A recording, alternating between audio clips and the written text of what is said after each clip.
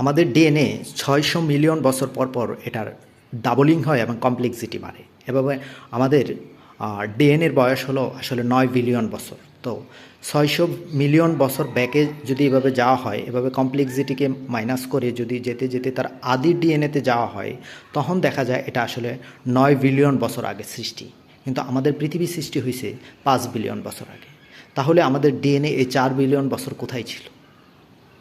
এই ক্ষেত্রে আসলে ৩৫টা যে আমাদের অ্যানশান্ট স্পিরিচুয়াল ট্র্যাডিশন আছে, তারা কিন্তু আমাদের ভবিষ্যৎবাণীগুলো করে গেছে, প্রফেসি করে গেছে। তারা আমাদের রোড নিয়ে কথা বলে গেছে যে আমাদের সৃষ্টি কোথায়, আমরা কোথা থেকে আসছি। তখন কিন্তু আসলে Pleiadian star system, Lyran star system, Sirian high council, এইসব যে স্টার সিস্টেমের কথা বলা হয়, সেই স্টার সিস্টেমে যে আসলে অনেক অ্যাডভান্স সিভিলাইজেশন আছে, প্লেডিয়ান আছে, আর্কটুরিয়ান আছে, লাইরান মানে এলিয়েন আছে, যে এলিয়েনদের গল্প আমরা শুনি, সেই এলিয়েনরা কিন্তু আসলে এই স্টার সিস্টেম এবং কনস্টিলেশনে বসবাস করে।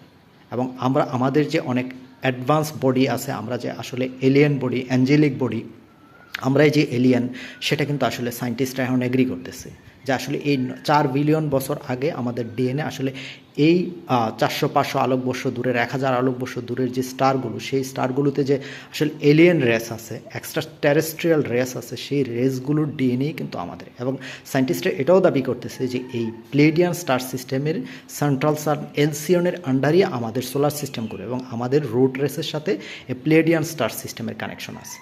তাহলে আসলে আমাদের আদিটা হলো প্লেডিয়ান স্টার সিস্টেম কিংবা লাইরা।